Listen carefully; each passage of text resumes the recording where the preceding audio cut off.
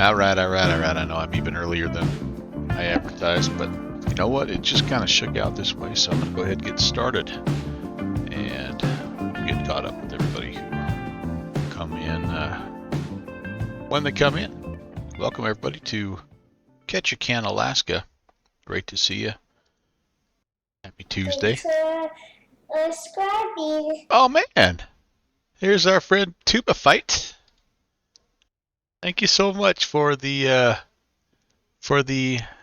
tier 1 sub, man. 10 months, dude. That's awesome. Ben, welcome. Great to have you. And yeah, welcome to Ketchikan. This is gonna be a little different version of CargoMel. We're gonna be actually doing a cargo run in the Kodiak today. The Kodiak on floats, the beloved floaty Kodi, as it were. And we're gonna try to scud run our way up to Juneau. This could be interesting. It's kind of a blue dot day here in the Ketchikan area. Don't flip it. That's right. You were there for the last time. It was up here in Kodiak Island. It was not too far away from where we are right now. I do have an IFR route set just in case, but I'm going to be doing more, like I say, just more scud running. There's water pretty much all the way up here, guys, and so with any luck we'll be able to, I guess we'll find out. Here's what I'm going to attempt to do. So we're down here, Ketchikan. As you can see, it's overcast. It's broken clouds, scattered clouds. It starts at 500 feet, 6 statute miles of visibility. But we're going to attempt to somehow get the heck out of here and either fly north, well, hopefully just north out of this little bay here, past Balinar Point, and kind of out here up the Clarence Strait. We should be able to keep it nice and low. We'll pick our way through these islands here up to past the Level Island VOR. And then here's where it's going to get kind of crazy. So if we can find Level Island, we're going to shoot for Duncan Canal, and we got to wiggle our way through a little bit of a little bit of elevation here. If it's looking super McNasty, we're going to have to come all the way around here, which is not that far, but we'll come here and we'll just stay. I don't know what this is called exactly. This little island here, or this little waterway here by Scow Bay. Anyway, we'll get out here to the Frederick Sound, and then from the Frederick Sound, we'll just kind of keep going up probably the Stevens Passage here. If it doesn't look too bad, we'll maybe try to come in here the Seymour Canal. But again, if we get into here, we have to climb a little bit, so we have to be careful. And then once we get up in this area here, we'll figure out how we're going to get into Juneau. Juneau looks to be a little bit nicer right now. There's a few clouds at 100, which okay, but broken at 48, overcast at 6,000. So that's what we're gonna do. We'll see what happens. I'm pretty well loaded here. I think. I tried to get in here and do a little bit of pre-work here. Yeah, let's go ahead. We'll go 4 hours of fuel. Semi-heavy with cargo, so that'll make it interesting, to be sure. All right, fuel levers, fuel valves coming on. Let's see if we remember how to start this thing.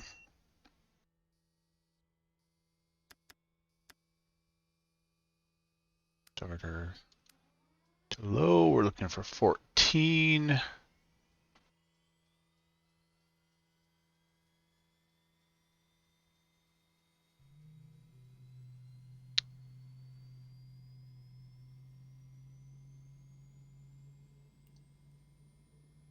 What's up here? Go. It is real time here, so it's going to get dark. So that's part of why I wanted to start just a bit early, and I hope we have enough daylight. If we don't, that's going to add just a whole new challenge, I guess. But yeah, we'll figure it out. All right, beacon taxi coming on here. Pitos can come on. We will put the engine in bypass to keep the water out.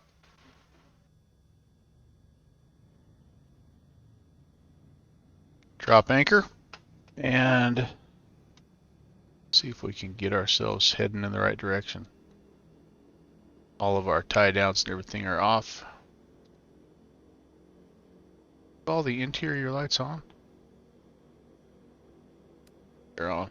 Okay. Remember that being a thing.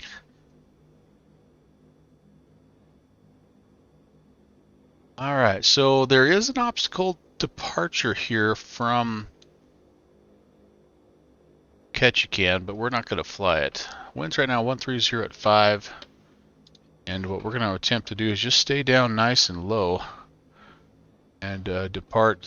So we're going to be departing kind of back to the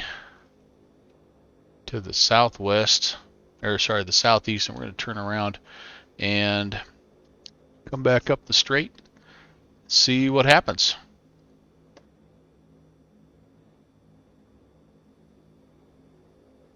A notch of flaps in there. All right, let's see here. Clear.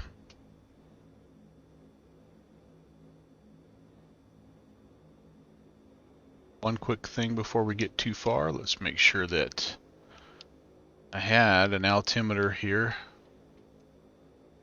3028, I think that's pretty close to what it still is here. Yeah, 3028. If we get going, we can, well, I have an IFR route in the FMC as a backup just in case. And I'm hoping we won't need it. But it's there just in case. And then 2280 on the comms. No ATC up here, so that's probably for the best.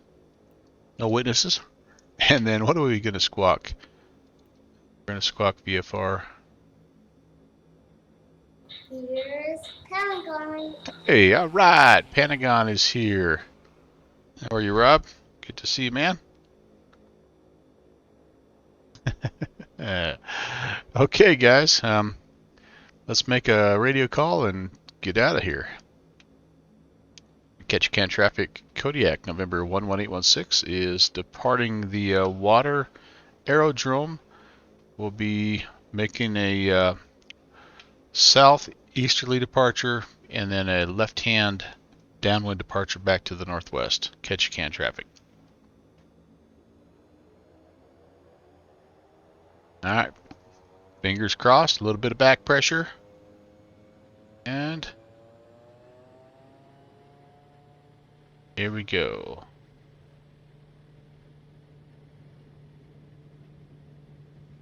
Water rudders are up. Takeoff power set.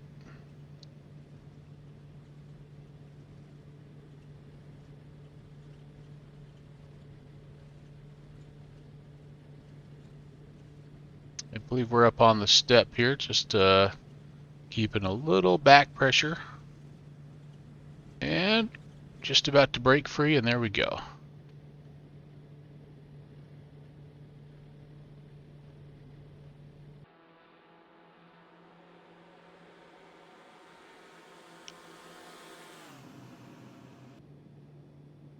All right, let's just give ourselves a little bit of room here. Oh, hey, hello. Let's get that figured out here. Kind of come to the right a little. Flaps up. I don't want to go much higher. I'm like, this is going to be truly a 500-foot cruise for most of the way here. So, Ketchikan traffic, blue and white Kodiak is making a left-hand 180. Southern end of the sound will be departing the airfield to the north. Ketchikan traffic. Hard to see. I don't really hear anybody, so already through 1,000, which is dangerous. That's about as high as I want to go for right now. We'll just build up some airspeed and gonna let us out of the harbor at least. Now what'll happen after this is anyone's guess. But let's get it trimmed out and let's see if we can keep from climbing here crazily. Oh man, you know what? I think I may have an issue here, guys. Stand by. Gotta make sure that I have. Alright, that looks good. Pitch trim is working, okay. Alright, we're okay there. My CG here must be kind of weird. I'm having a hard time pitching this or trimming this guy forward. Caution terrain. Might be about as far forward as I can get, and we're still climbing. Okay.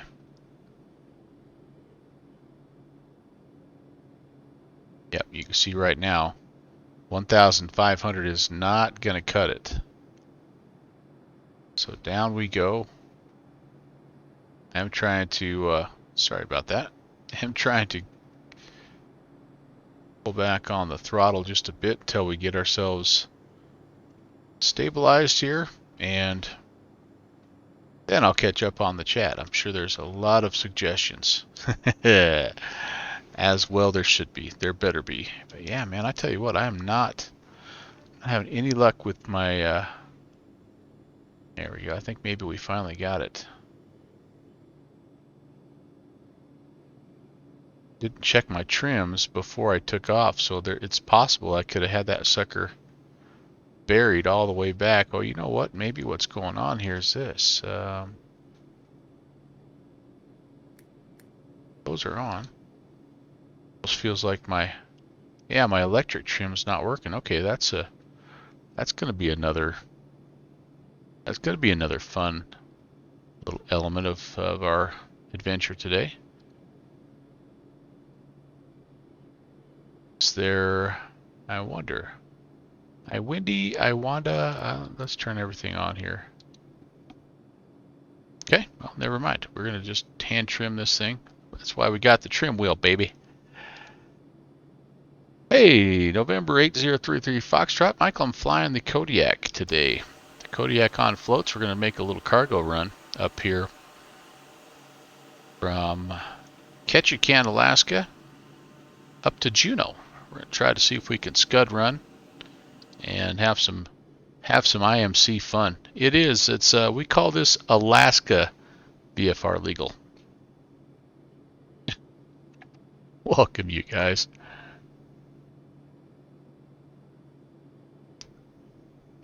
Normally when I do this low level type of run on floats, I'm in the Beaver. The Beaver just like absolutely loves 500 feet. Kodiak, I don't know. We're about to find out. But zoom in a little bit. I will use my avionics to my advantage. Sounds kind of strange to say that since I should just be filing IFR and just getting up above it all. I think if I was up at 8,500 feet or 10.5, I'd be totally out of the clouds. But what fun would that be?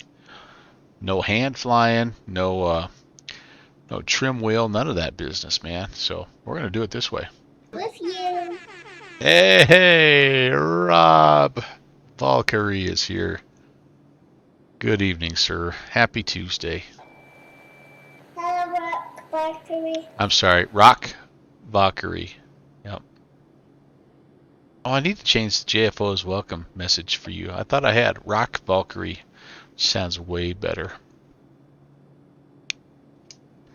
So I've got, it's kind of cool. Oh, so the electric roll trim is working. Why isn't my electric, why is my electric pitch? Oh, there we go. Oh, wait, well, pitch up is working. Okay, hang on, stand by. Stand by. All right, hang on. All right, hold on. Pitch trim A down. That just needs to be regular old pitch trim down. hitch trim down there. Now we're cooking with butter as we splash into the ocean. Yeah, so I'm pretty pumped here. I have a chance to use my yaw, my roll, and my trim here to just see if I can keep it straight and level. You can see I'm doing a heck of a job so far.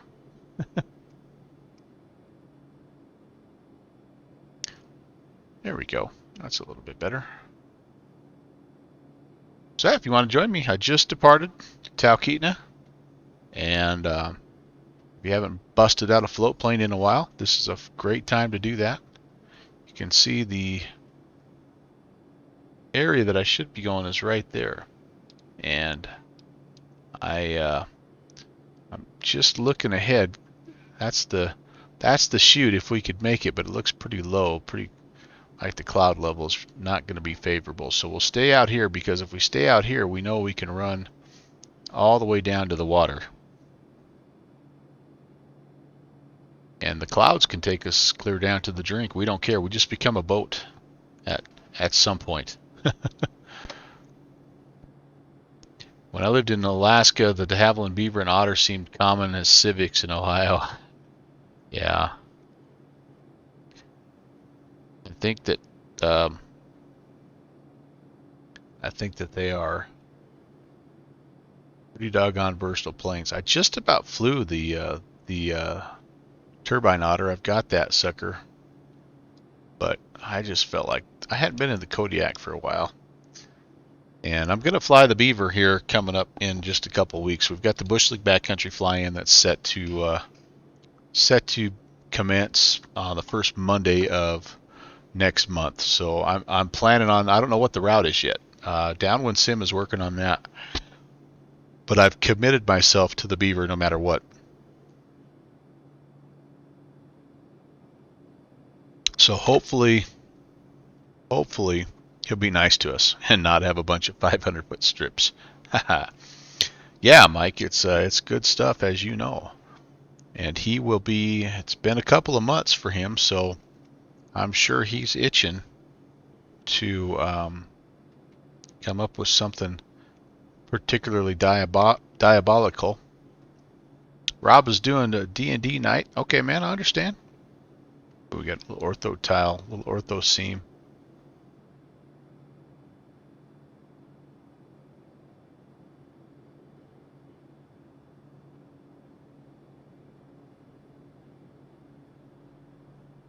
Caution to rain. Yep. Caution to rain. A little bit low. I don't mind the electric trim, but what I have found with my Bravo is, or if anybody has the trim wheel, it's much more like you can make those fine adjustments a lot easier. And I find myself, like, when I don't have a plane that really has that trim wheel, I find myself still just reaching down there to try to trim it.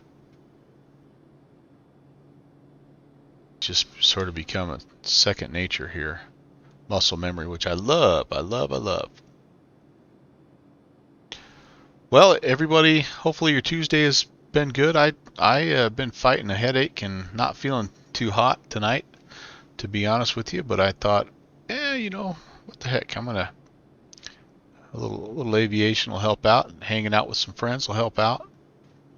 And already got dinner on the stove, so I was kind of planning an early stream, maybe early to bed tonight.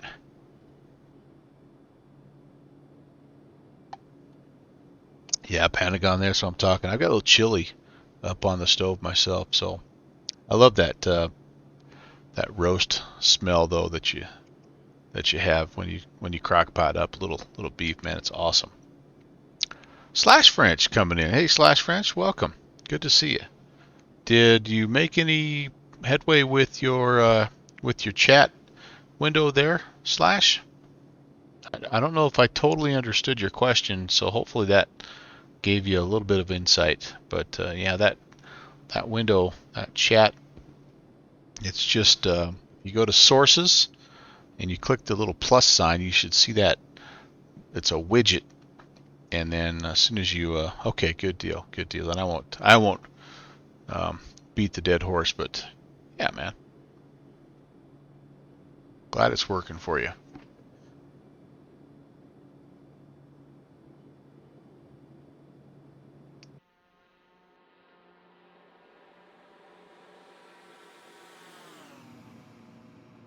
We're not going to set any speed records tonight. That's for sure. With these floats, it keeps our top speed down there to a fairly pedestrian 140-ish or so. I'm going to go ahead. I'm basically at cruise. I'm going to pull back on the RPMs to 2,000. I want the torque around 1620. It's kind of our continual cruise. That might nudge us up a little bit. Maybe not. Maybe not. And I want to just try to stay here at about 500 if I can. I mean, I know we're heading west, so technically I should be 1,500, but I don't think I'm getting 1,500 tonight. At least not right away. When I stream, do I stream on the stream panel of your game panel? So when I stream, I have a, this may not be the answer you're looking for.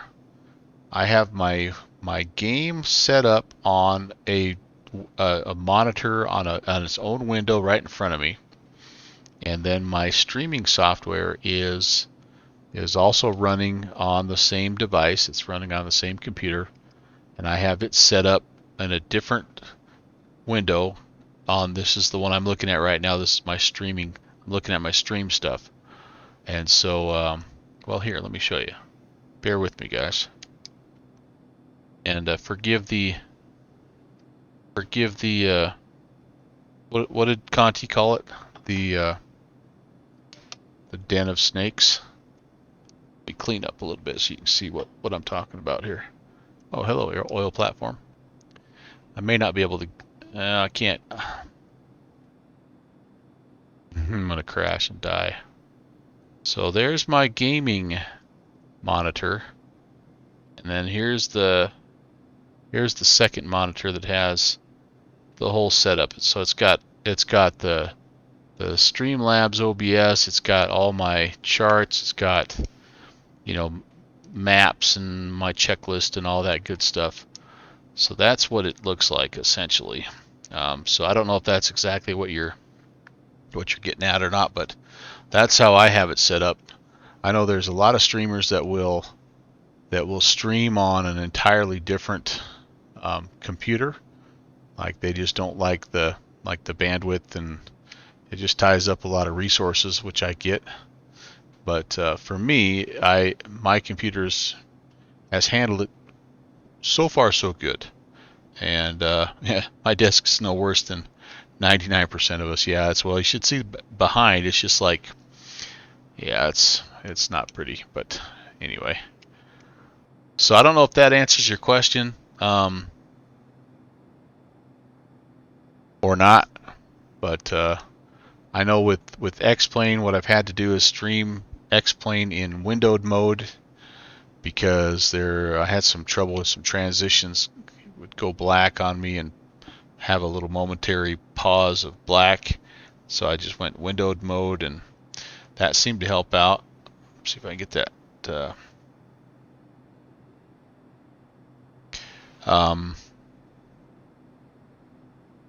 But yeah, that's kind of it. I'm sure there's many ways to skin that cat though. So, but that works well for me.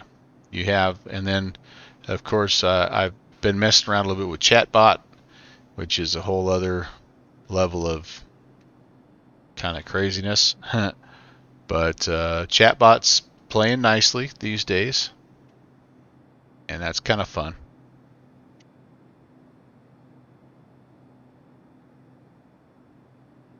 And then I don't know, but there's like a million chatbot tutorials out there, right? I mean, there's just Streamlab tutorials, and I would just keep, just type in your specific question, and my guess is, as you know as well as anybody, that there'll be somebody out there that's made a tutorial, or it's a part of you know, some setup or something like that.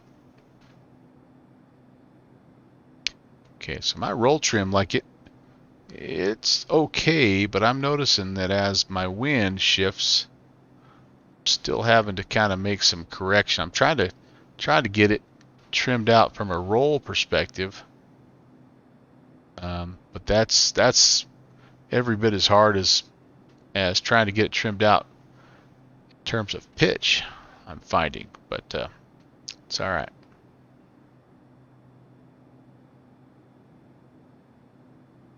Now,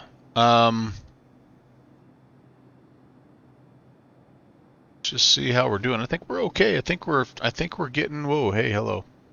I think we're getting out here past past this Myers Chuck. There's like a little seaplane base out here. We might have just passed it, honestly.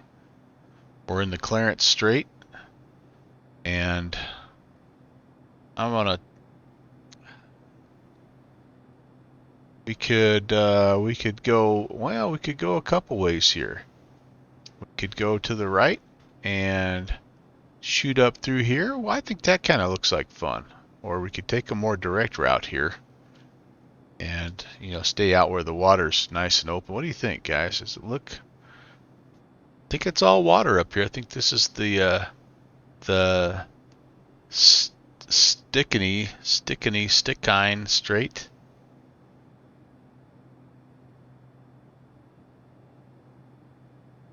Guaranteed passage here. A little bit of sketchiness over here. A little bit longer route over here.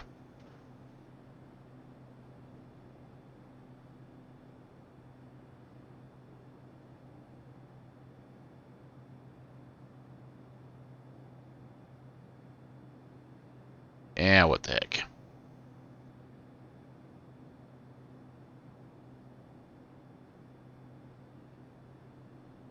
As 757 Spy would say, what could possibly go wrong?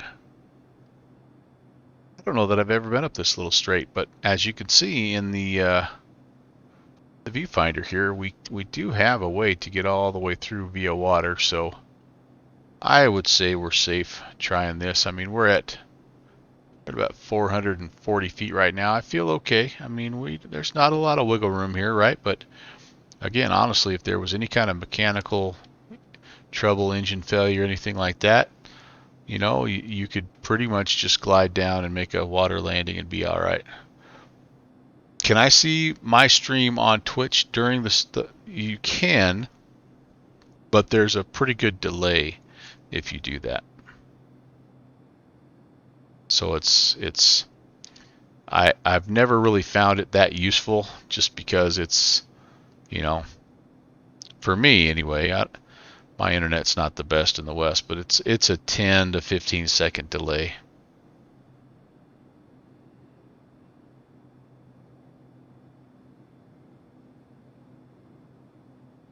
The other thing about that too that you got to think about, Slash, is every one of those streaming windows that you have open, it takes a little bit of bandwidth, right? So if that's not a concern, then heck, you can have, you know, you can have your stream going, and you can have the you know, you can have November 8033 Foxtrot's stream, and you got 3 or 4 windows open if you want. But oh, Mike does it for his streams to interact with his viewers. Yeah, and he puts it, if you notice, he kind of has in his setup, it's it's on your right hand side, right? 833 Fox, that's where it's at. I think that's also what Downwind Sim does, because he's in VR, so he doesn't have this second window to look at. So he puts his actually on his virtual iPad right down here, and that's how he sees his stream chat. But again, there's a little bit of a delay there. Yeah, so as long as that's not, you know, as long as you understand that, right, then that's perfectly doable.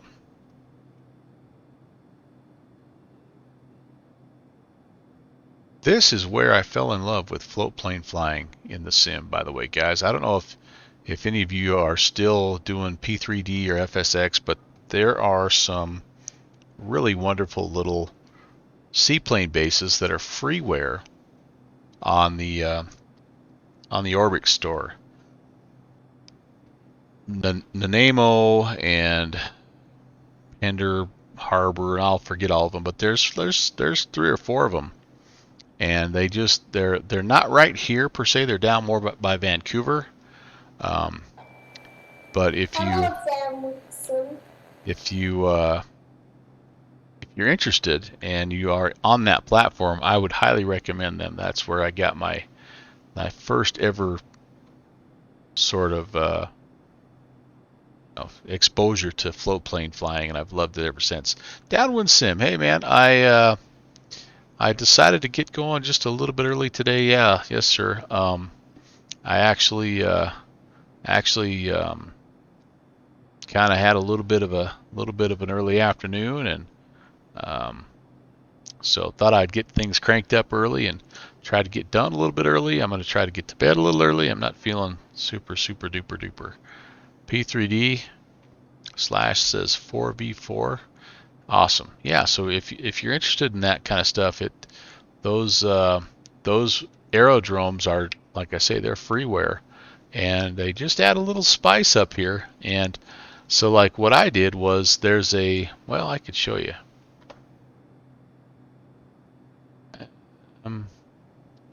This is the combination that I would recommend. No, I started with this, so this doesn't necessarily have to be you guys, but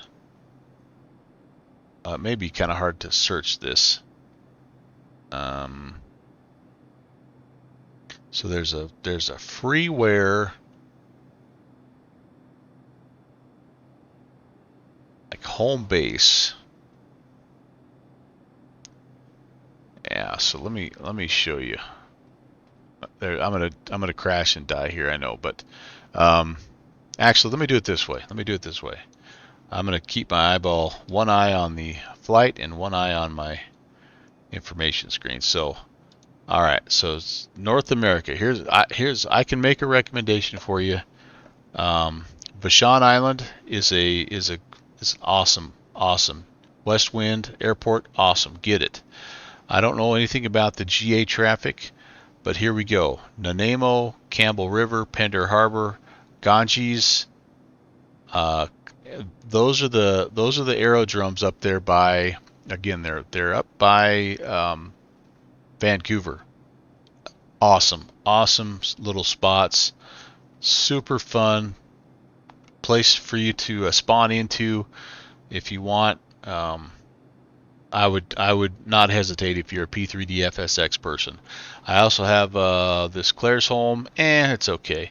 High River, it's okay. But then this is the other one you want. You want Bowerman. So this is like this says like it's going to be your home base for the Pacific Northwest.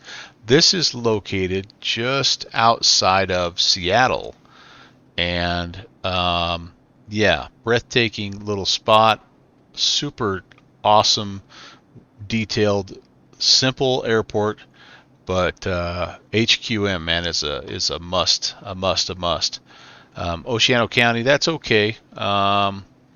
Fairways Airport, it's okay. But those ones are for sure. Oh yeah, then Refuge Cove is a good one as well. It's right up in that same spot. So you've got all kinds of spots, I guess, is what I'm saying here. And then we can get into this Papua New Guinea stuff. That's where I took my love. That's where my love of bush aviation started. So, Slash French got those when he got the North America. Yeah. Well, and then so that's the other thing is they look pretty good out of the box, but if you get that North America, whatever it's called, that Orbix region, which is not freeware, then that really makes this area look awesome. I'm about to miss my turn here, guys. Don't want to go too much further. I think I'd be okay, honestly. Yeah, we'll turn anyway. We'll go up here. I know. Caution terrain. Terrain. Caution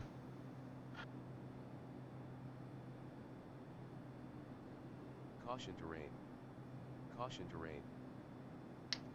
So yeah, downwind. Not feeling super good. Kind of have been fighting a headache all day, and just gonna kind of see how this goes.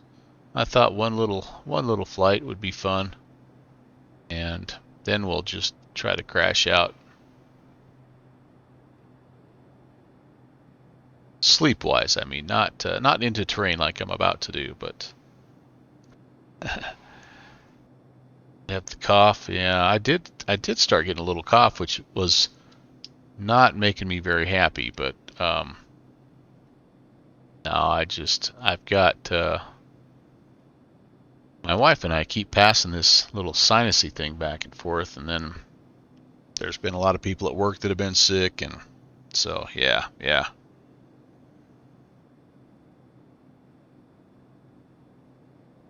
Who knows? Just kind of that dog days of education, man.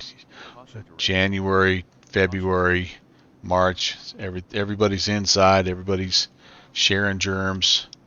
It's cold outside. Seems like everything germinates that much better.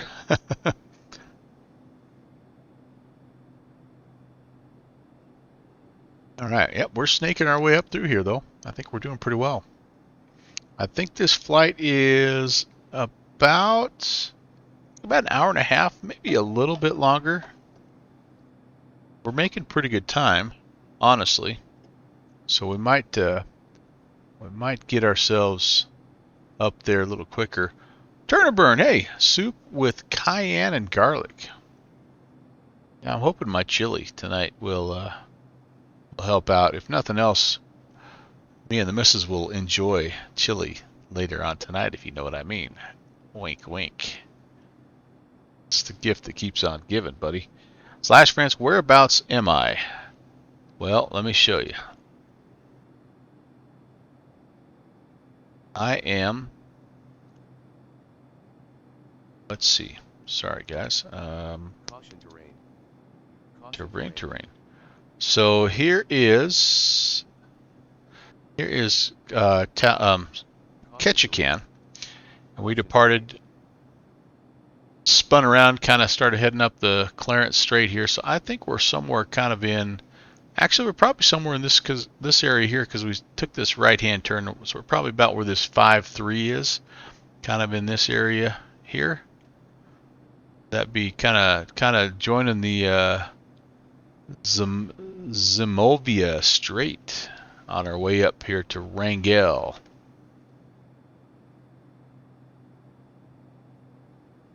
All right, 10W40 with a side of Wendy's. Yeah, I'm gonna try about 10 cc's of sleep. I slept a little today, and yeah, it was good. It was a good day. Good day. Some days you just got to have those days. I didn't go to work today. I just slept in and pretty much did nothing all day long. But I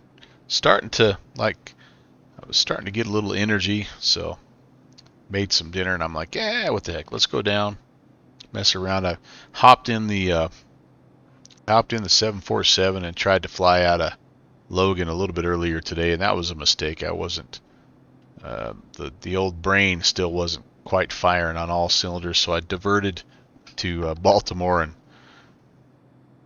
set it down at about 900 feet per minute or something. About a 6G final turn and about a 4G landing.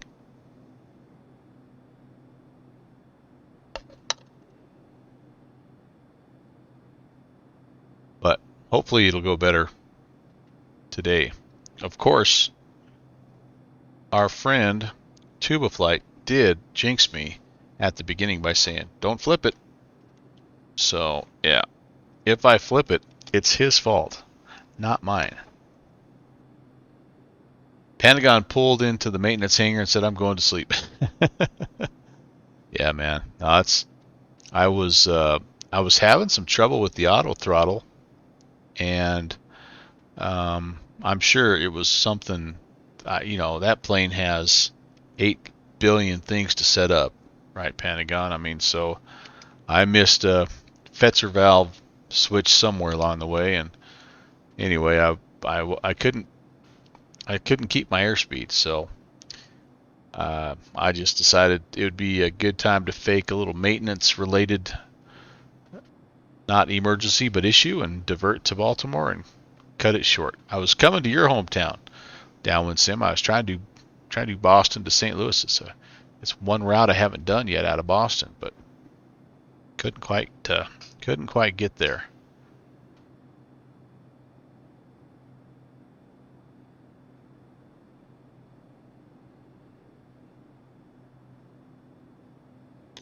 All right, I wonder what Rangel looks like. We do have, this is an amphib, so if we had to,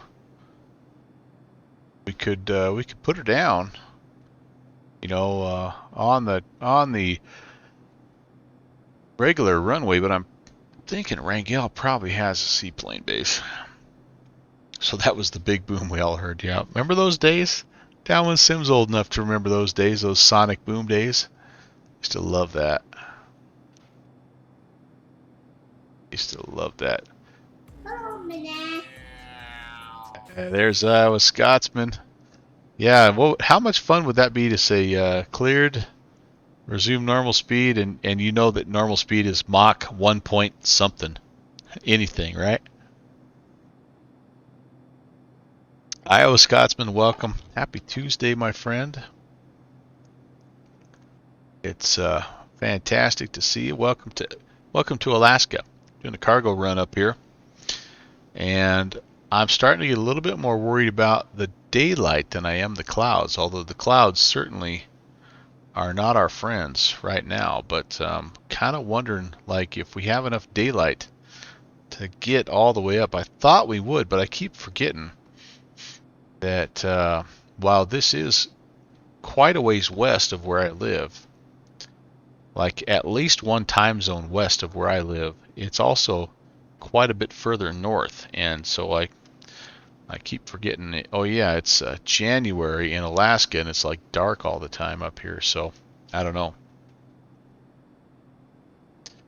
We'll just see what happens, and if we have to, then we'll grab a pop-up IFR, and yeah, we can land it on the amphibs, on the tires. Talk about a clunky landing, man. I remember as a kid, the squadron of F4s going over your grandparents' farm at about 200 feet scared the pants out. Oh man, yeah, I could I could imagine that, man. uh, Twilight will hold, Turnberg says. All right. I trust you, man. I trust you.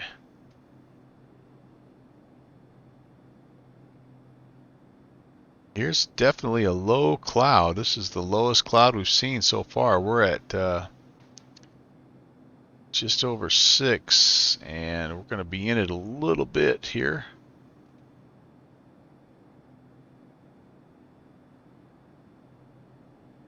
It's funny, when we get up closer to Juneau, the overall weather improves in terms of overall visibility. It's actually VFR conditions up there, but there is one little note in the METAR scattered at 100. So you've got that like random little patch of fog coming off the ocean there that may or may not be right in your way.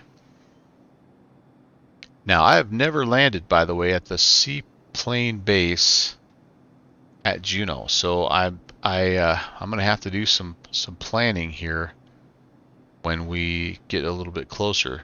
As I looked at my scenery, I've got the freeware. Or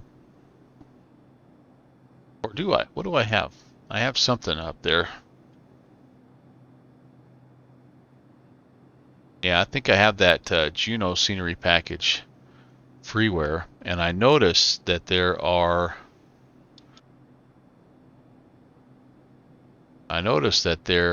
some, well, there's this.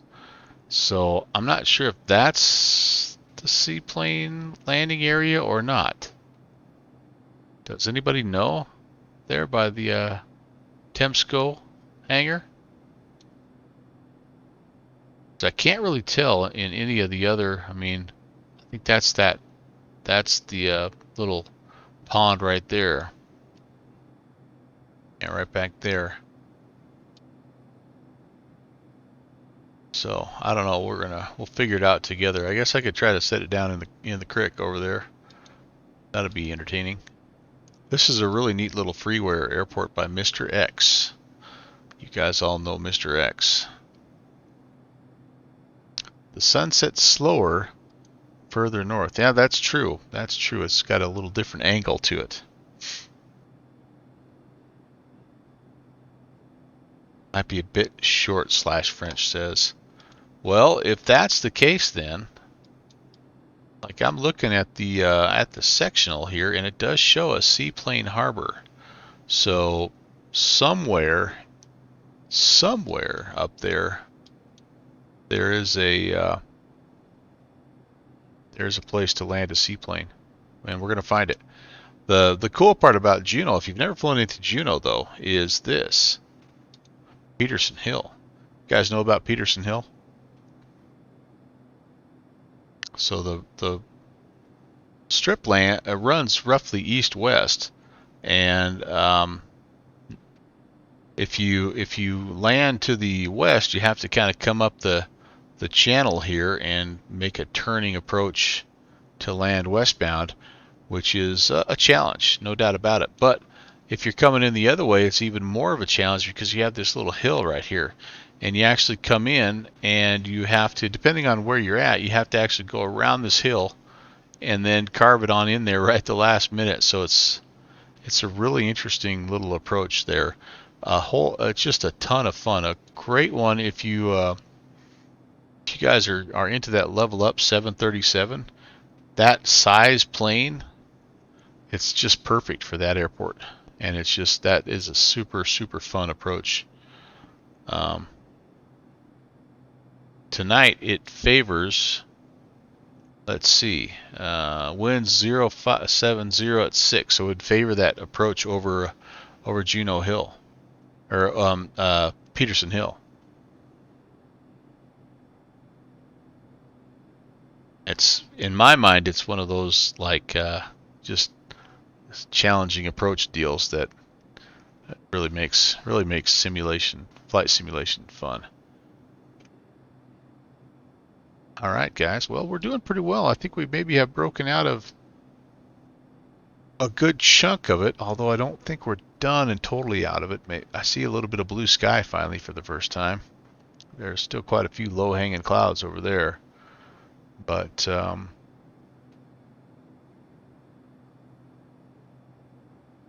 downwind sim, I'm thinking this area here is primed for a Bush League backcountry float plane adventure. Saw all kinds of little float plane areas up here. We haven't done one of those in a while. Any hints on what you're working on, by the way? I know you've been working on something there, my good man.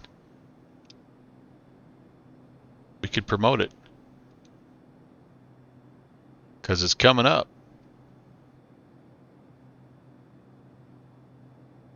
No hints just yet? Okay.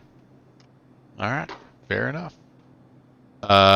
Just how about a yes or no question then? I'm gonna just ask you this: Will the beaver be appropriate?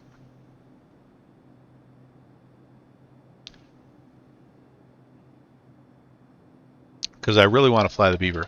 /French, I do love this. I 100% love this. I mean, hand flying a Kodiak at 500 feet in the Alaska bush country, a Kodiak float plane in the Alaskan backcountry. The only way it'd get better is if it was a beaver, but the Kodiak is a pretty doggone good replacement. Actually, the best float plane, I got to break it out. The best float plane in terms of water handling is still that V-Flight Air Twin. Nah, it's not Twin Otter. The V-Flight Air Turbo Otter. and I got to get that guy out. It's been a little while since I've flown that one. That's a really fun plane as well, and it really handles well in the water. I think the Kodiak probably is the next best one in the water. The Beaver's not too bad.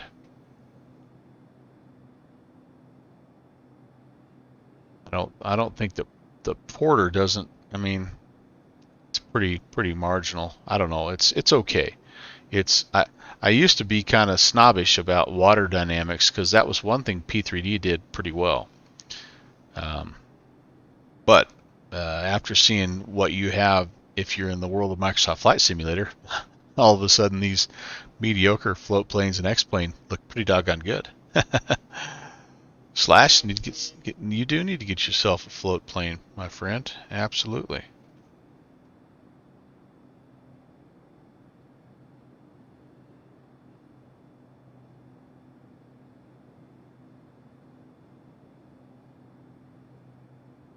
I think from what I understand too, if you're a little short on funds, which everybody is, right? That the default Cessna 172 on floats is pretty nice.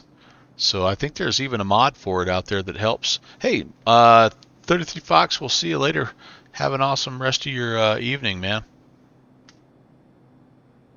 He's going to do wheels up in 30 minutes, so go check him out. By the way, if you don't follow Mike, he's got himself a really nice Cessna home simulator that he's built, and super entertaining, incredibly realistic looking deal there, and it's really, he does a nice job with it.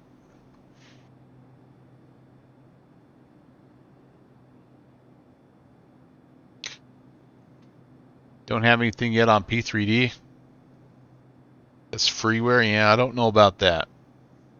The best one on P3D is the Milviz Beaver, and I know it's a pretty penny, but that's the best one.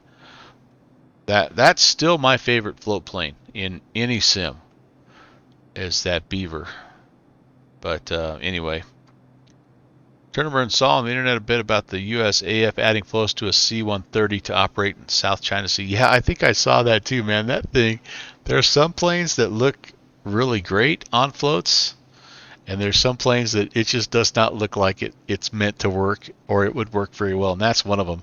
The other one that, like, this is the only time that I think that the DC-3 does not look great is when they put it on floats. But yeah. Is it a fake site? Well, I don't know, man. Milviz, yep, Milviz. The Milviz Beaver. It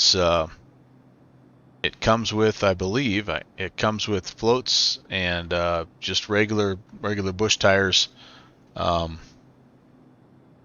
just with your purchase. So I mean, like I said, it costs a little bit, but it comes with several variants, and it's super high quality. It's a nice, like, it's a catch your engine on fire nice plane. You got to treat it right. It's got a really, yeah, it's nice. Yep, that's Downwind Sim shared Michael's Twitch stream there. That's November 8033 Fox. So I stab or slash, I would just say, if you if just do a search for Milviz Beaver P3D. I mean, I guess it's been a while since I've looked, but I think the Milviz store is where I got it from. Does anybody want to help out and do a little search there? Milviz has some interesting aircraft over in P3D, if I remember right.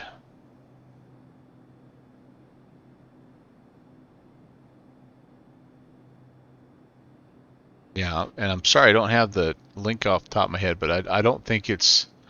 I think the Milviz store is the place to go. 70 miles to go, you guys. I think we're all right, but I think that we are.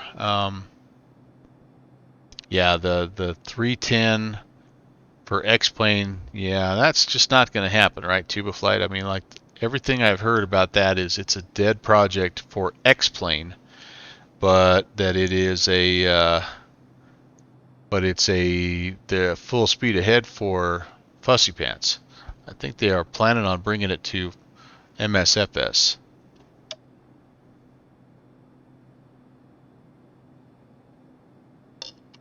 Yep, sun's still good. I think it's going to be a really beautiful approach, turn and burn.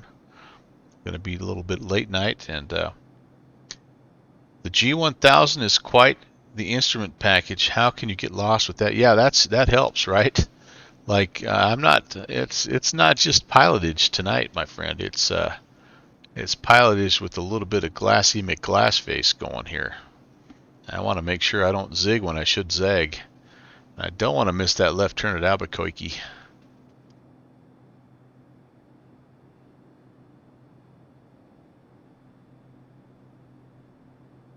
Might have to get the MSFS if they. Yeah, well, Tuba Flight. I think there's a lot of people that are excited about that plane, and then, looking at the work that they did on the Porter. They did a really nice rendition of that Porter, so that shows you that they're sort of kind of getting the hang of the developer tools in Microsoft Flight Sim, and it's working pretty well for their products. And so yeah, that's a very positive sign for Microsoft Flight Sim. That Porter is a really fun plane to fly.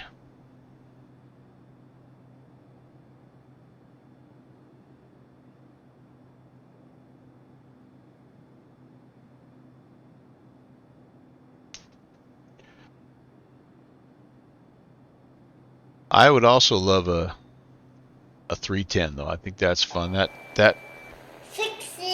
310 that we have in X-Plane here already, that old school 310 from Digital Replica is a really fun bird. That's another one I haven't flown for a little bit. Good Fixins is here. He's bringing double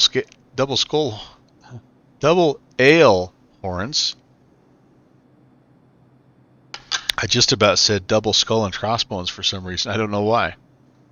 What am I looking forward to in X-Plane 12? Turn and burn, I'm looking forward to a better environment. I'm looking forward to a better looking world. I'm looking forward to a better sky, better clouds, better weather, better trees, better ground textures, all that stuff. I'm looking forward to better worldwide sort of ortho programmetry. Really looking forward to all that. Now, I say all those things, and not one single one of them outside of the trees have I seen anything that even makes me think Austin is remotely interested in. What Austin wants is if the 43rd rivet on the left aileron gets 20% looser than it was at manufactured specs, then this is what it does to your airfoil I mean, that's what he cares about, is the flight dynamics, right? He's still, for as talented a developer as he is, he's clueless about the fact that people want a world that looks nice. So better free updates. Yeah, I mean, it's going to cost some money, right? It's going to be $80, $100 or something like that. But that's what you expect if you're gonna go up to a whole new level. They updated X-Plane 11 now 5 times, and so that's pretty good bang for your buck. And I don't know, the thing that he's done that I'll give him credit for is he's allowed his platform to be used as in more of an open source format, which there's been a bunch of developers that have done some awesome things, like the ortho that you're seeing right now. I mean, default X-Plane doesn't look like this. This is a result of ortho scenery, and then the clouds are a result of another add-on and another developer, and the trees are another developer, and this plane is another developer. So he's done a nice job of like saying, okay, here, I'm going to give you this really cool platform. And there are some that will say X-Plane is not a flight simulator, it's a programming platform. downwind sim. um, but that's the thing I do like about it, is that it's set up for people, the community, us, to make things that make it look better and work better and all that stuff. So, um, that's okay, and it's a little different model than Microsoft Flight Sim. There's no doubt about it, which is okay. I mean, Microsoft Flight Sim is all about, let's make the world look good, and the airplanes they're going to come, but we're going to start with a good looking Earth, a good looking. You're going to look out the window, you're going to like what you see. Whereas X-Plane is more about, you're going to love the airplanes, and what you see out the window is going to take a little bit of work, but you can make it look okay. And yeah, it'd be great if they could somehow meet in the middle. But I think what everybody's looking forward to in both sims is accurate weather. Whoever comes up with that first may end up ruling the high ground, man. Love to see a thunderstorm from 50 miles away building up, so that you could divert around it if you're flying a GA aircraft, or heck, even a big heavy, right? Um, get tired of the 1 minute you're in clear blue skies and the next minute the weather updates and you're IMC. I would love to just have good weather. Weather is such a critical part of aviation. Um, love to see a really good weather simulation and visually simulate it, not just like what Active Sky does, which is pump in the data to affect how your airplane flies, which is great, but man, I just love to be able to see it. All right, let's see. Slash French is out of here. Okay, buddy. Good talking to you. Good luck with your streaming setup. Let us know. Let me know when you're ready, man, and we'll come over. We'll give you a raid, or we'll go check you out sometime. Enjoy your Tuesday, buddy. Mine's been the same amount of broken since System Update 5. Can't bring yourself to use it. Good fixings. It might just be time for you just to do a clean install. Solarhawk, hello, welcome.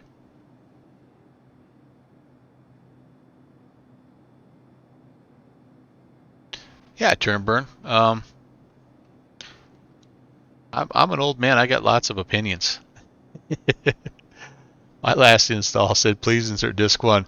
Here's the funny part of that downwind sim. So I was flying along with the Sim Caesar Sunday fly along, and one of the people in the chat got the same error as they were trying to update their system update 6 or 7 or whatever. And so they went online and did a search, and he found that they do sell apparently the game in on CDs or DVDs or whatever they'd be. For why, I have no idea why, but so every once in a while apparently it'll glitch out, and it'll ask for disk 1 or whatever. Iowa Scotsman, I'm currently looking at having to do a new install of X-Plane 11. It's going to be the best thing that you ever do, Iowa Scotsman. It's going to take a while, right? It'll be a good week's worth of work before it's back looking how you want it and all that. But I did that Christmas time a year ago. Not this past Christmas, but Christmas time a year ago.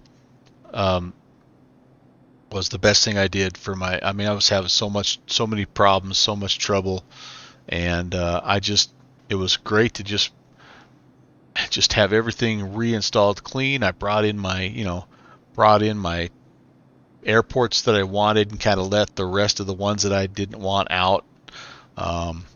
Same with the aircraft, and just a little bit at a time kind of brought it in. It was kind of fun because every time you brought a new airplane in, it was kind of like opening a Christmas present, right? And it takes a little setup configuration time. But here's the one thing I would tell you, Iowa Scotsman, if you don't already have it, what really helped me with my reinstall was X Organizer. I'd spend the $15 on X Organizer. and and use that as part of your reinstall, because what that'll do is every time you install a new plugin or a new piece of scenery or ortho or whatever, you run X Organizer and it just looks at everything that's in your directory and it puts everything in the right order, and it tells you if you have something that's not, it's out of place, a bad sim link, or I'm famous for like the folder within a folder thing, the parent folder issue. Um, but but yeah, and okay, I mean, good fixins. I see what you're saying there. Um, oh, you're talking about two things at once. Clean install won't fix it. You're talking about Microsoft Flight Simulators. All the issues you've had are documented bugs. They just haven't fixed. Oh, that's frustrating. A you're talking about a full free install of X-Plane 11 scares you at this point. Well, I'm not going to tell you it's not scary, because it is. But what I am going to tell you is if you're having any kind of consistent issue, whether it's crash to desktops, which is what I was having, or really really slow load times, where it's just not performing at an optimal level, then the fresh reinstall is time well spent, man. Yeah, so I was Scotsman. I would I'd take a weekend, man, and just keep your old one, right? Keep your old copy and make a new copy, and then I mean, it's just as easy as just drag and drop. So one day I would grab my Kodiak out of the aircraft folder and I would just plop it into the new one, and it would copy in there. It's not. I mean, you could do a whole fresh reinstall of everything if you wanted to, um, but between X Organizer and Skunkworks, or Skunk Crafter, whatever that little skunky plugin is, I mean, everything really, it transferred over nicely. And then when I probably I probably went 3 or 4 months, maybe even a little bit longer, where I just kept bringing stuff over, and then I just left it. I got everything over that I thought I needed, and just used the new version. And after about 3 months of not needing to grab anything else, not having any funky errors or anything like that, then I just got rid of the last of my old version. It freed up a little space, and yeah, it's worth it if you're having issues. Turnaburn, I saw about 8 777s or something else heavy taking off over your hood a couple hours. Oh, dude, walking around ATL, nice. Yeah, you get every type of aircraft you can imagine down there. Yeah. Oh yeah, Downwind Sim. Yeah, it told me a little bit about bit rot, which I hadn't heard of, but yeah, that's a real thing. Annecy, Annecy Zero. Yo, hello.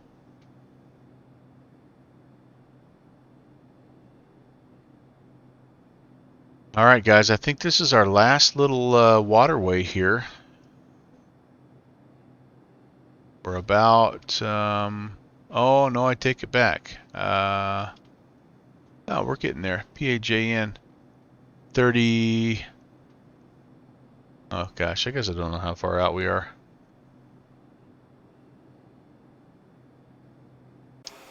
It's been a fun scud run. All I know.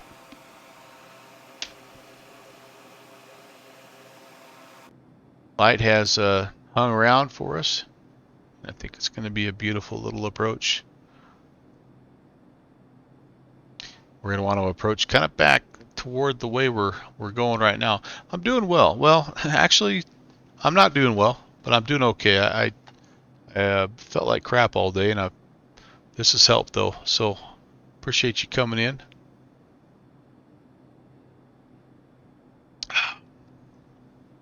I am from the United States. I'm from Wyoming in the U.S. How about yourself?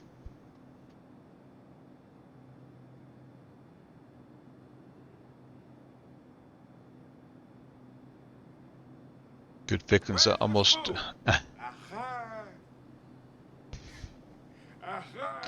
From Turkey. Awesome, awesome. Oh, what a beautiful place.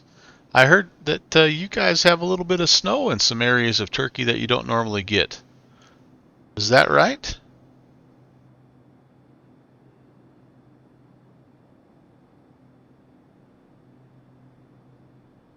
Istanbul airport closed. Wow. Yeah, that's crazy. Yeah, that's a lots of diverse. Yeah, that's a really really beautiful area though. I've been flying a little bit more um, overseas, and in fact, I just flew into a Greek island today. No, last night. In preparations for across the land, but Turkey is an area that, with all the mountains, that I really want to get over and do some GA flying. I'm slowly just building up some airports and some scenery and things like that. Um, but yeah, what an amazing place that is. I'd love to visit there in real life.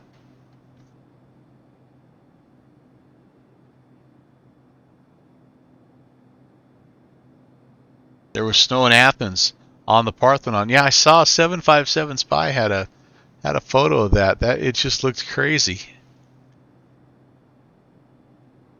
Places you don't expect to find snow.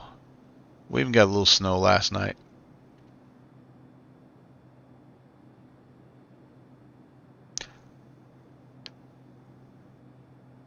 It's Annecy, it's my goal. It really is my goal to travel a little bit more when I get to retirement age, and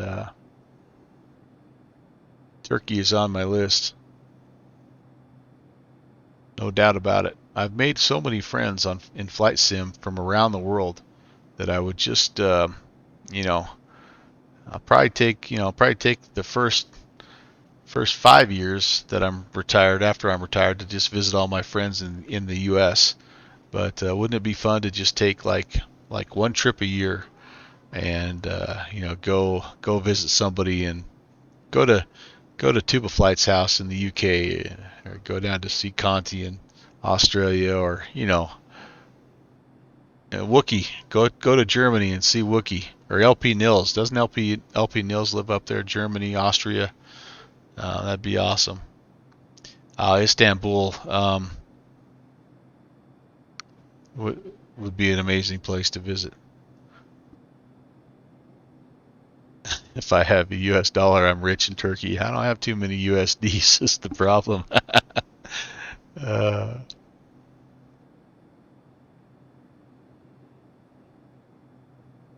all right, one last shot across the sound. Let's see, what is this little last little stretch we've got here? They all have little names, little straits and canals, and this is Stevens Passage that we're in right here.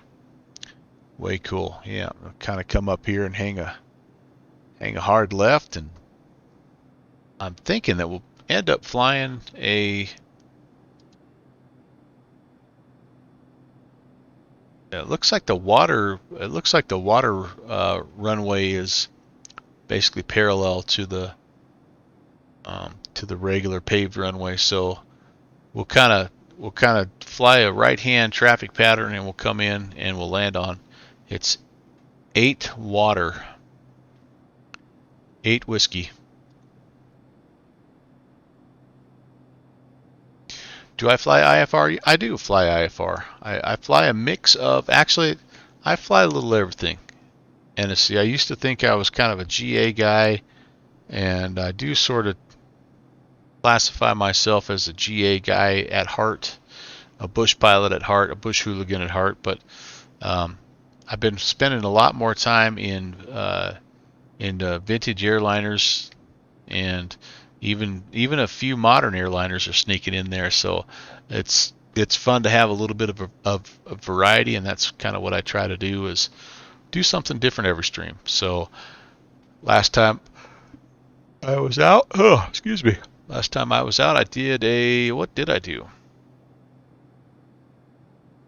Did an IFR flight. Yeah, I closed my, sorry guys, I closed my flight log out here. Did an IFR route in a jet, I think. was it? Can't remember. It was, oh no, it was the, we were in the King Air, weren't we? And the time before that, we did, last Thursday, we did something in that new 737, that level up to 737. So yeah, anyway, I mix it up, I guess, is what I'm trying to say.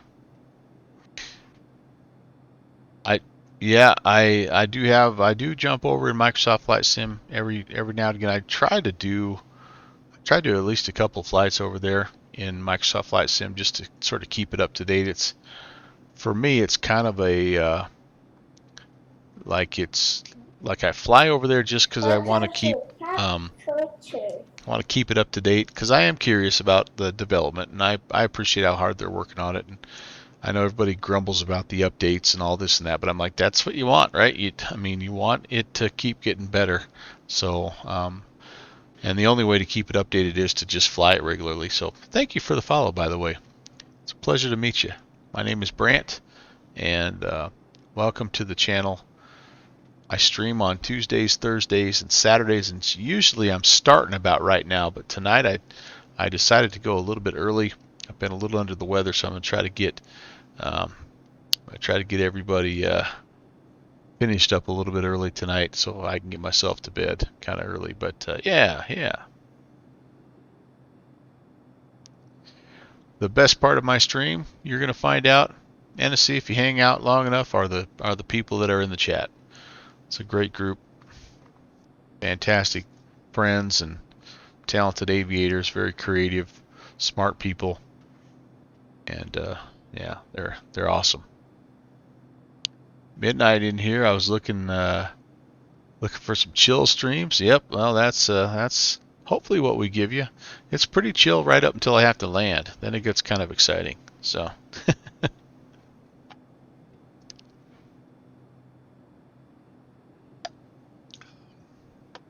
You're an engineer, a pre-par. It's a pre-par engineer. That sounds like a word that was, oh, a P3D engineer. Ah, very cool. Yeah, we were just talking about P3D and how that's where my love of float plane flying in the sim actually started, was in P3D. Smart people, well, where, what? Oh yeah, Downwind Sim is here. Yeah, Downwind Sim's the mad scientist. He's that guy, kind of the out on the fringe there a little bit, right? He's almost too smart for his own good. We've crept up to 900 feet, guys, and the cloud bank ahead of me is saying, you need to get back down. Better get back down to 500. I just had a little beep, by the way. I hope my headphones aren't dying. CVS 1987, thank you for the follow, man. Your name is Ennis? All right, nice to meet you. Enos or Ennis? How do I say that? How do I pronounce that in your native language?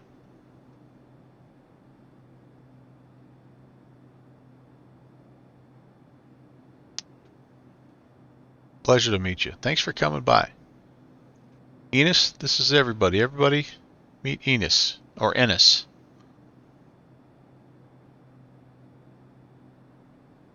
Half Arabic, just say Ennis. All right. Half Arabic. All right, very good, very good. See, when I come to Istanbul, I'm gonna have to meet up with someone like yourself there, Ennis, because I'm gonna need somebody that speaks English, because Lord only knows. Yeah, I have not learned many foreign languages. CVS, your PC is only able to do X-Plane 10. Hey, that's okay. That's still a solid sim, man. They still make a lot of good things for it, and you can still make the world look very, very nice and have a lot of fun. So, welcome and enjoy. Right? It's about what you have, not what you don't have. And if you're out in the virtual skies, that's what's important. I do need a guide. Yep. Yeah, that's the whole thing, right? If you go to a foreign land, you need somebody that can show you around a little bit. Well, if my headset dies on me, okay, then what I'll have to do is plug in. And for those of you that know what it sounds like when I plug in, it's not pretty. So what I will probably do is go into a little bit of noise abatement. There's kind of a wicked feedback when I have to plug in to recharge. So um, you know Turkish kebab? I don't think I do know Turkish kebab.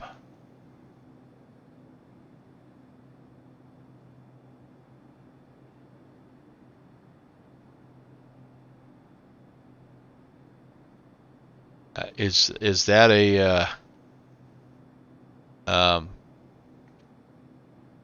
oh, okay.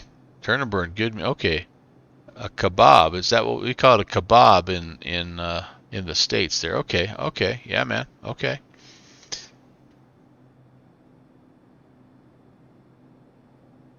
I maybe I've had it. I don't know, but looking for a plugin to simulate ATC voice in X-Plane 10. Um, because the X-Plane 10 only have female voices. Oh, yeah. So I don't know about that because I use VATSIM, so I try to do the real thing. So I'm not sure I can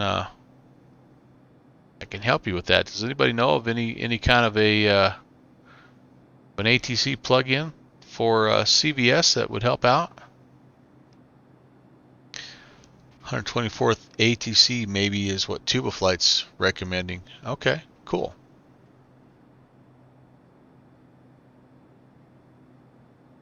I would say the benefit. Oh, thanks for the link there. All right. I'd say the benefit of X-Plane 10 would definitely be that you should be able to pick up add-ons fairly inexpensively. That's kind of like I used to envy a little bit the FS9 people when I was overflying P3D. I'm like, oh man, I could buy this aircraft for P3D for $49.99, or FSX or FS9, it's $10.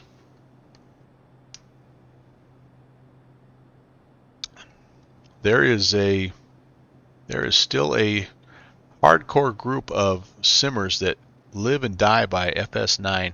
It's awesome. They've got every mod known to man, and their sims, they look halfway decent. They really do. They just know that there's no moving forward. They have what they have, and it's the Popeye of sims, right? Well, the 124th has females too, but I don't know. I guess I've never done that. I've never done that ATC plugin stuff there, CBS. I'm sorry, I don't know. I'm not much help to you. Thanks. Yeah, it is nice. I like this. This is the enhanced skyscapes plugin, and we're getting down there to where it's about dusk. Sea is pretty calm here right now. Of course, that's one thing in X-Plane. The sea kind of always looks like this. But that's all right. That's what we need.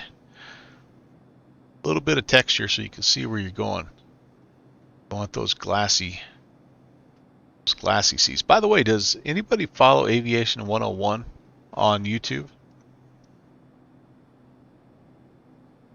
He's doing a series, and it's he's up in Alaska now, and I think this is like, you know, like COVID backup footage that he shot a couple years ago or something like that. But anyway, he's up there. He did a really awesome video just recently where he's doing, like, he's getting his float plane rating, and it was really cool. He did um, gosh, 3 or 4 different approaches and departures that I think you're required to do to earn that float plane certification, and it was just really interesting, really interesting. He's a good follow if you don't already.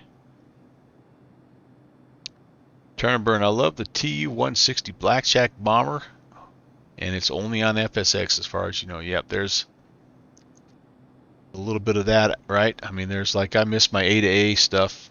That was FSX and P3D. I missed that tremendously. Had a Cessna Skylane, and oh man, they just had come out with the Bonanza V-tail. Oh man.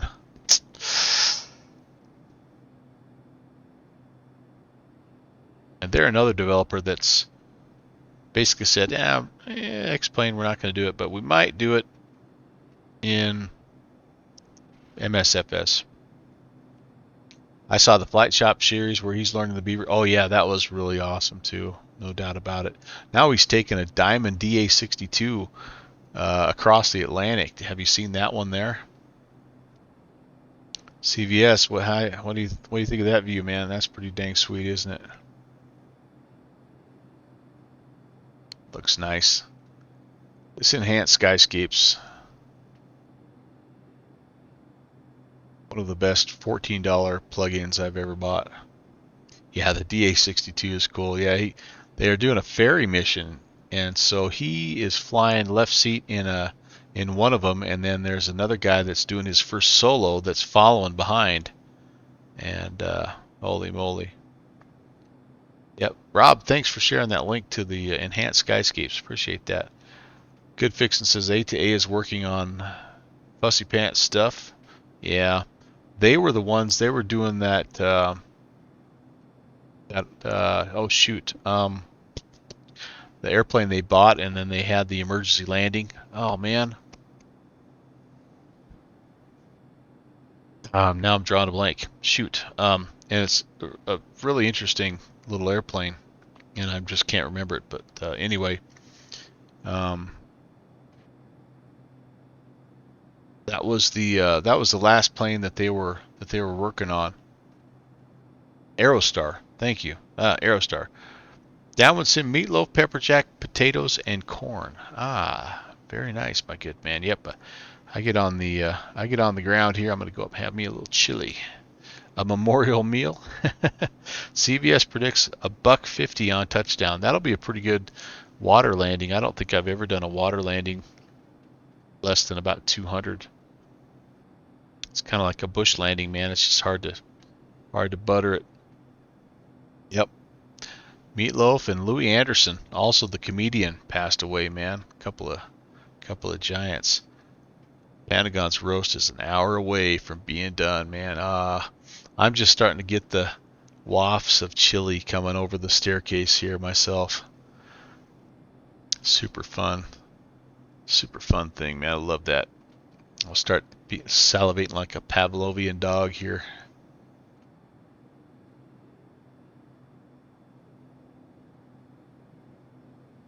Yep, he had some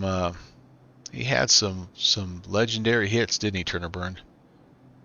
The amazing voice.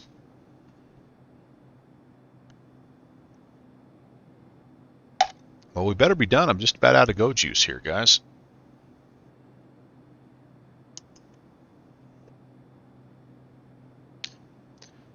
Once again, I need to thank Good Fixins for the sponsorship banner. Yeah, yet again, not sponsored by Diet Dr. Pepper, although we will enjoy it in the ale horn. We're working on, Good Fixins and we're working on an emote. It just has to be just right, though. So, is USA expensive? Well, I mean, I think that a lot of things are pretty expensive. Yeah.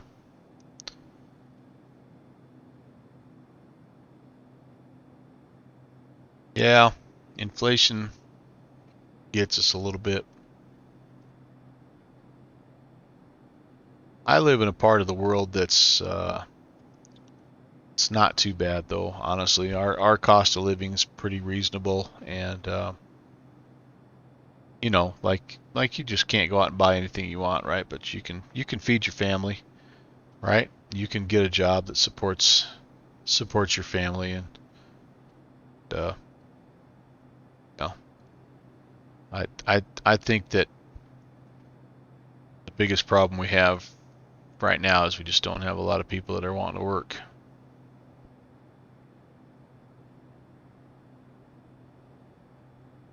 We're going to shoot this gap. We got some clouds that are creeping in. These must be those few at 100 clouds. Ooh boy, look at what happened to the water. It just all of a sudden got glassy on us. This could be interesting in the dark. We may need to fly into the regular runway here tonight. I don't know. If the water runway has lighted buoys on it. Hey, Brian Kabisky, I do indeed, my friend. I'm in the Floaty Kodi amphib version actually, so we can do whichever. Just kind of making a low scud run here on CargoMel.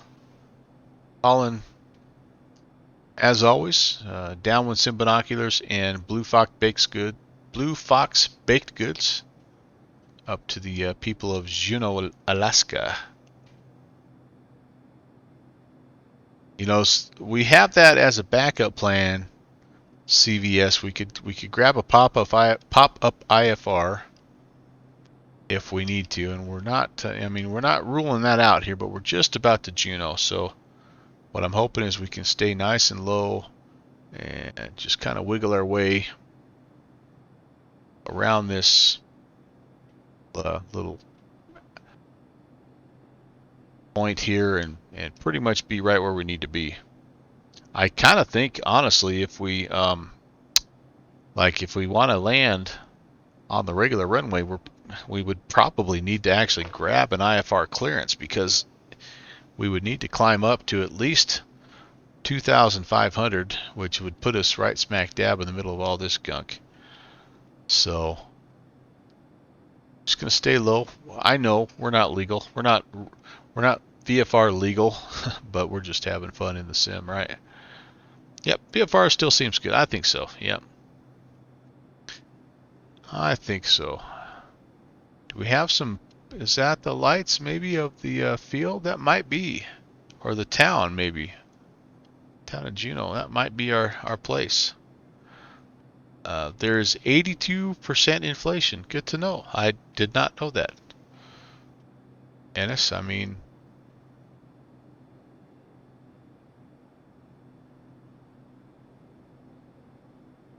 Venezuela has 300%. Holy cow. That's wild. Yeah, I like where I live. I like our country. I think the U.S. has has some people in the world that doesn't like it very well, but I think by and large our country's pretty generous and will come to your doorstep and help you out if you need it. Provide aid and or military support, that kind of stuff. And the people of the United States, by and large, I know that it's a little bit of a bad reputation about being maybe not welcoming of immigrants and foreigners and that stuff. That's really not the case. By and large, people of the United States are super friendly and love meeting new people. And I mean, we're made up of immigrants, right? That's our country, so we get it. We get it.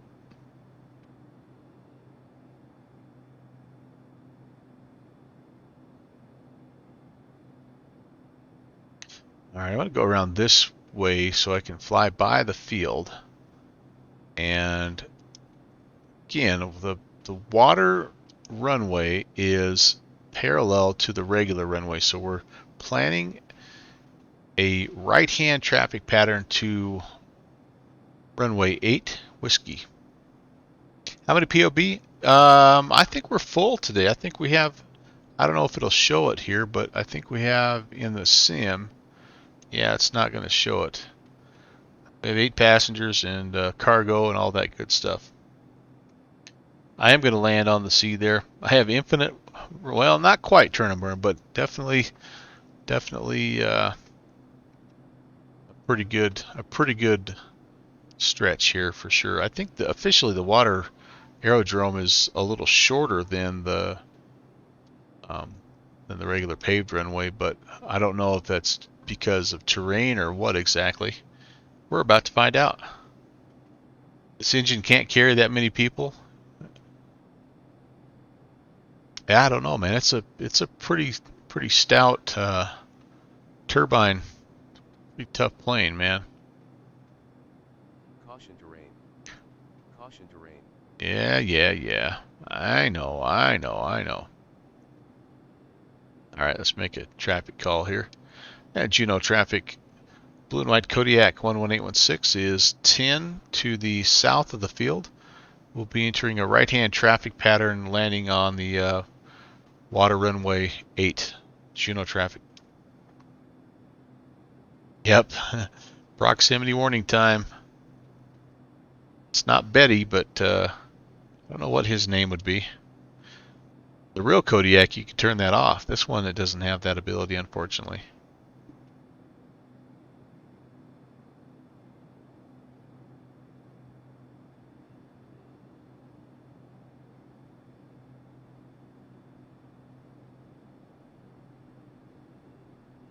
Yeah, I think we're seeing a little bit of city lights. I think we're seeing maybe the runway. Looks to me like that's the runway, kind of. Well, hard telling, I guess. Maybe it might all just be city lights at this point. But looks like the visibility is going to be good enough for us to get all the way up in there. And yeah, it's getting a little bit dark, no doubt about it. Probably pushing the limits of, well, probably just one more thing that is it would be considered not VFR legal. My X-plane looks nicer than MSFS. I think you can make X-planes still look pretty good. I really do. It takes some configuring, and Microsoft Flight Sim is pretty much looks the way it looks out of the box. So that's the trade-off, right? All right, let's start to pull the power back a little bit. Let's figure out where the heck we're at here. Got to go just maybe a little bit further up the way. Not quite there. We've got to kind of go around the horn here. Yeah, so this is part of the village here. This is a fishing dock or something that's lit up. I don't want to descend. I just want to slow down a little bit. Look at the way the lights are reflecting off the water. That looks awesome. That looks, or is that, yeah. Or is that, I don't even know. I thought it was lights reflecting off the water there for a minute. Looks pretty cool. We're getting a little low, even for me. Let's get back up here. I want to try to get the speed down to about 100 though, so I can throw some flaps in if I need to. Give me just a second, guys, in the chat. I'm going to be kind of busy here for just a moment, but I promise I'll get back to you. Oh, those are awesome. Those sailboat lights, huh? Cool, really cool. Ah, yeah, that's awesome. That's a sailboat harbor. Okay, so we're gonna around the corner here. I need to stay to the right-hand side though, just in case somebody else is coming down this chute. Caution terrain. And what's our elevation? We're about 300 feet. Yeah. Terrain. Pull up. This will be a non-standard approach to be sure. Look at that hill. Holy moly. Terrain. Yeah. I hear you, mister. I hear you. All right, around we go. Not quite there. There's some more city light. Ah, there's an airport beacon. Very cool. Very cool. I don't know, we may have to navigate that little hill also. I don't, I'm not 100% sure, but Peterson Hill might affect us as well. So back up to about 500 would make me happy.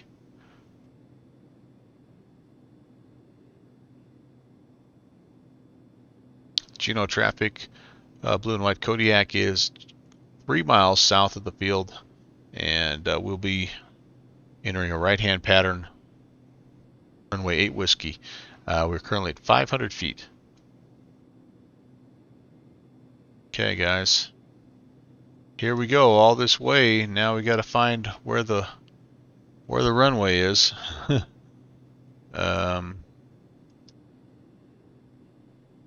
And yeah, for sure that guy right out there is not it. That's way too short, isn't it? Yeah, I think this one here is the water runway. Okay.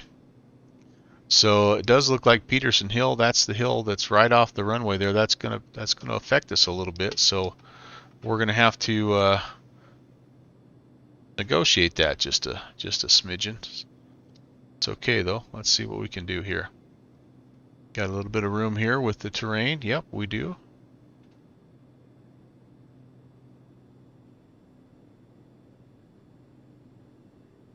Juneau traffic. Blue and white Kodiak is a beam midfield on the right downwind, runway 8 Whiskey. Juneau traffic. Okay, let's start to get our speed figured out.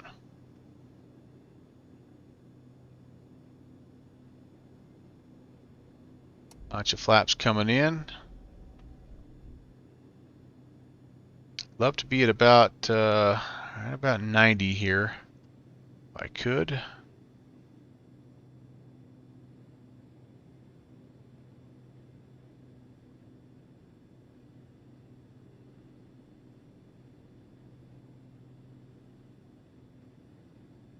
Slightly lost sight of the field there, guys. On to losing the altitude for sure.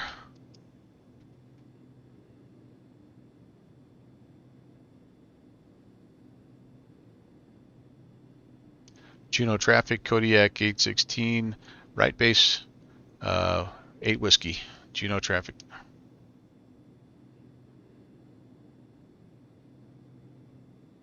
Go, boys and girls. Follow the river in there a little bit. If we don't like it, request the cone of silence. don't like it, then we'll go around. Yep, I've lost sight of the water runway. Oh, there it is. Okay, thank you for the cone of silence, by the way. Clean up the slide. That's the opposite of the cone of silence, my friend. I love it anyway, though. There we go. I see the outskirts of it. And altitude-wise, we look pretty good. Honest. Pull back power a little bit more. Propeller full rich, mixture full rich. Juneau traffic. Kodiak 816 is turning final for the water runway 8. Juneau traffic.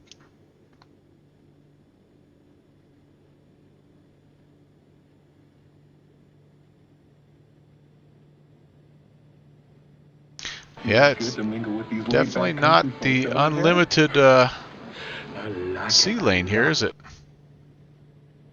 I knew I should have taken that left turn at Albuquerque.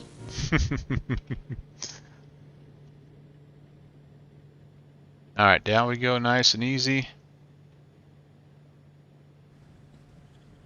And we're down.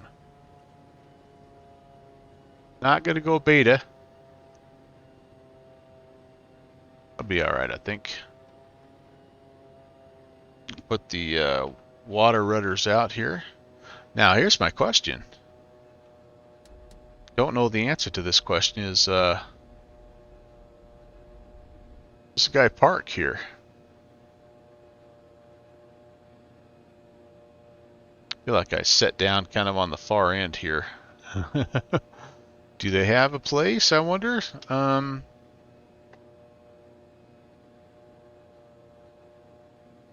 Maybe we'll just kind of park over there in the next to the airport. I don't even know, guys. I honestly don't know. I am happy that the water is modeled, though. All right, we'll do a little step taxi here. Let's just get down the other end. Maybe there's something down here for us. Clean up the flaps. Yeah, welcome to Juneau. Another freeware airport. Really a nice little airport. Where's the spoon? Aha! Aha! I love that joke. And yeah, if we don't find anything down here at the very end, we'll just beach it and call it good. Hope you enjoyed today's cargo run. It's a little different cargo run than we normally do, but sometimes you just got to shake it up, right, guys? We get caught up with the chat here. We had every sound effect known to man there, by the way. Thank you very much for that, you guys. He's a real life virtual pilot. Yeah, no. Well, that's probably as close as it comes. I don't have a map command. Sorry, man. I don't really. That's not that you don't have permission. I don't know why I gave you that message there, CBS. But I don't have a map command. I probably need something like that, don't I? But I do have a bunch of free sound clips that you can play and try to distract me with. Papa, you forgot the mitt again. Oh, that's the map command. Fixie, I'm sorry, you're right. Oh, we're gonna run aground here, guys. So I guess this is where our taxi comes to an end. That's okay. This will be. Yeah, you're gonna have to hike the crates across the wetlands apparently and across the runway to get to the cargo area, but that's all right. Oh, it's only for subs. Oh, gotcha. That's right. I kind of forgot about that. Oh man, look at this. Whoa, boy.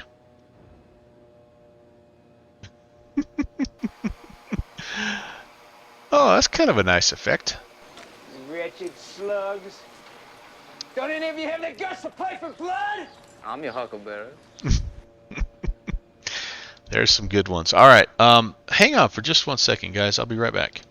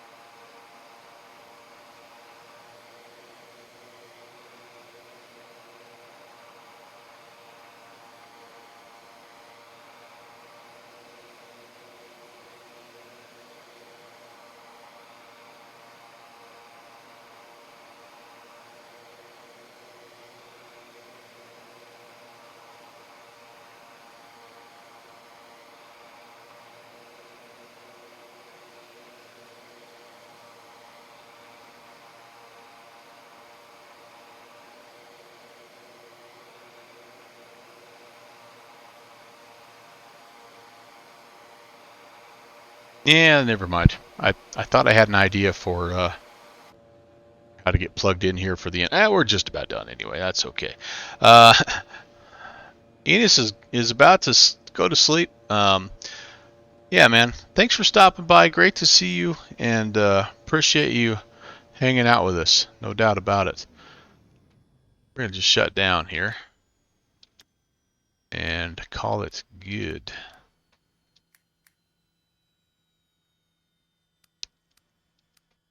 And then let me do my proper thank yous, and we'll go on and find somebody to raid. I think that would be appropriate.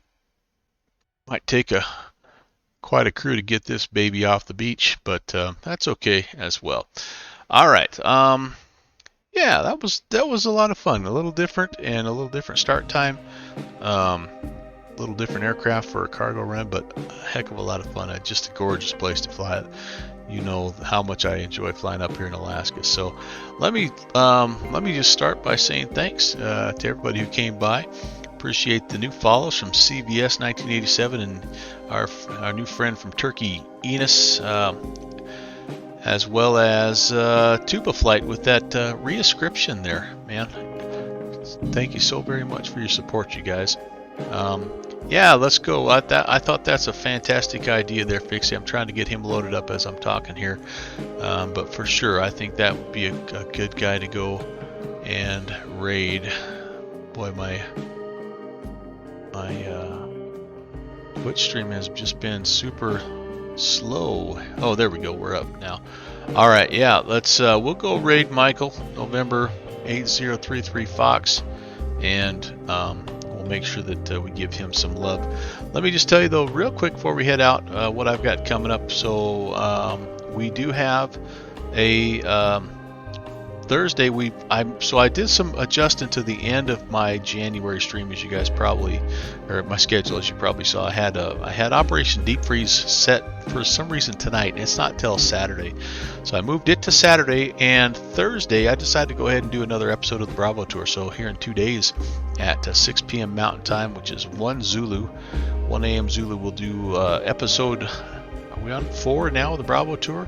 We're going to be going from Orlando to Andrews Air Force Base in that Flight Factor 757, and should be a lot of fun. It will be in the Air Force 2 livery. So that's coming up Thursday, and then Saturday, as mentioned, Operation Deep Freeze, and then we're into February. How about that? A week from today, it's Tuesday, February 1st. I'm actually going to do a Bush League rewind. I'm going to go back 1 year ago, and I'm going to hop in the PC-6 Porter and do some more flying out in Idaho, because I didn't get to all my all my strips there. So that's what I've got coming up, and hopefully you guys can join me on as many of those as possible. I'd love to either have you just fly along with me, or if you can't, definitely stop by and hang out, because I do enjoy the heck out of that. All right, regular crew here: Good Fixins, Downwind Sim, Panagon, Rob Valkyrie, Tuba Flight. Who else did I have in here for a while? Turn and Burn was here. Brian Kabisky was here. Great to see all of you guys, and appreciate it as always. Have a fantastic rest of your evening. I'll meet you over there in Michael's stream, and we'll see you on Thursday. God bless. Traffic.